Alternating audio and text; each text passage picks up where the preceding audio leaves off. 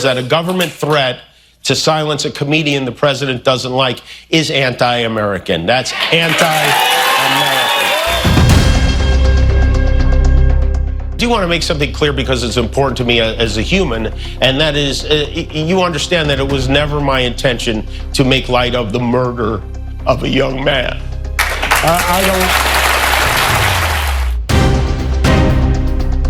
A selfless act of grace, forgiveness from a grieving widow. It touched me deeply. The President of the United States made it very clear he wants to see me and the hundreds of people who work here fired from our jobs. Our leader celebrates Americans losing their livelihoods because he can't take a joke.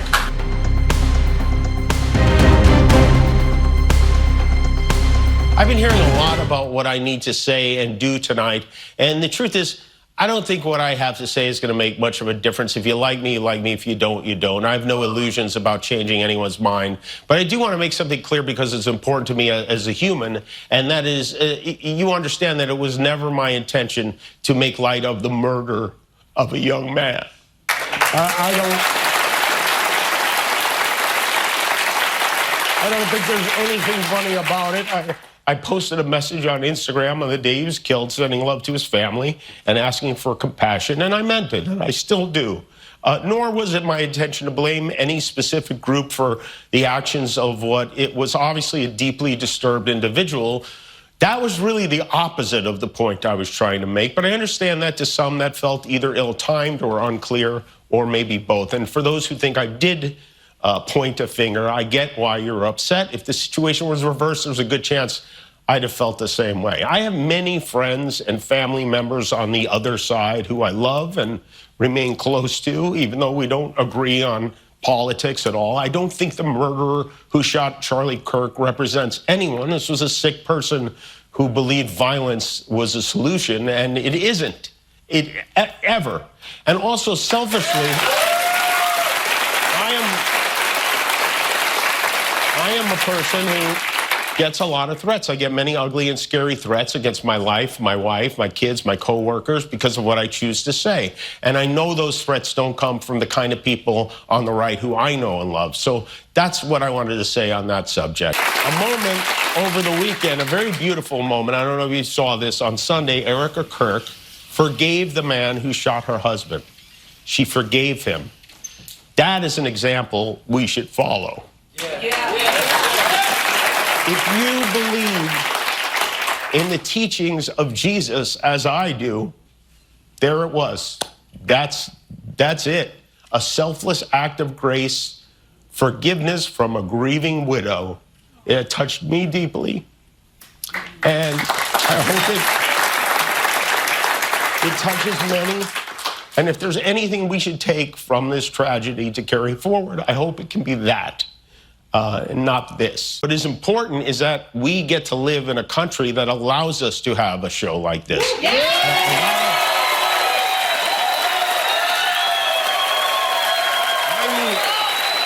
I've had the opportunity to meet and spend time with comedians and talk show hosts from countries like Russia, countries in the Middle East, who tell me they would get thrown in prison for making fun of those in power, and worse than being thrown in prison. They know how lucky we are here. Our freedom to speak is what they admire most about this country.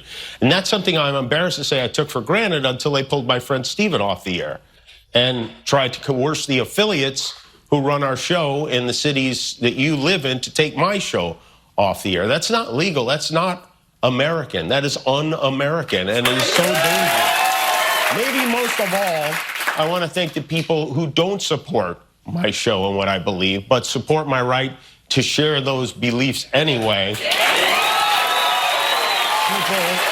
who I never would have imagined, like Ben Shapiro, Clay Travis, Candace Owens, Mitch McConnell, Rand Paul, even my old pal Ted Cruz, who, believe it or not, said something very beautiful on my behalf. Even though I don't agree with many of those people on most subjects, some of the things they say even make me want to throw up. It takes courage for them to speak out against this administration, and they did, and they deserve credit for it, and thanks. But one thing I did learn from Lenny Bruce and George Carlin and Howard Stern is that a government threat to silence a comedian the president doesn't like is anti-American. That's anti-American.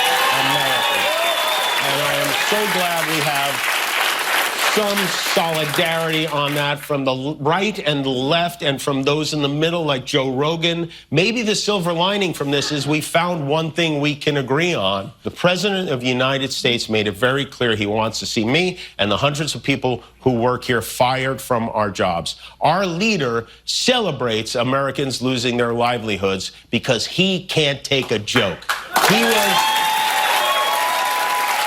somehow able to squeeze Colbert out of CBS. Then he turned his sights on me, and now he's openly rooting for NBC to fire Jimmy Fallon and Seth Meyers and the hundreds of Americans who work for their shows who don't make millions of dollars. And I hope that if that happens, or if there's even any hint of that happening, you will be 10 times as loud as you were this week. I was not happy when they pulled me off the air on Wednesday. I did not agree with that decision, and I told them that, and we had many conversations. I shared my point of view. They shared theirs. We talked it through, and at the end, even though they didn't have to, they really didn't have to. This is a giant company. We have short attention spans, and I am a tiny part of the Disney Corporation. They welcomed me back on the air, and I thank them for that.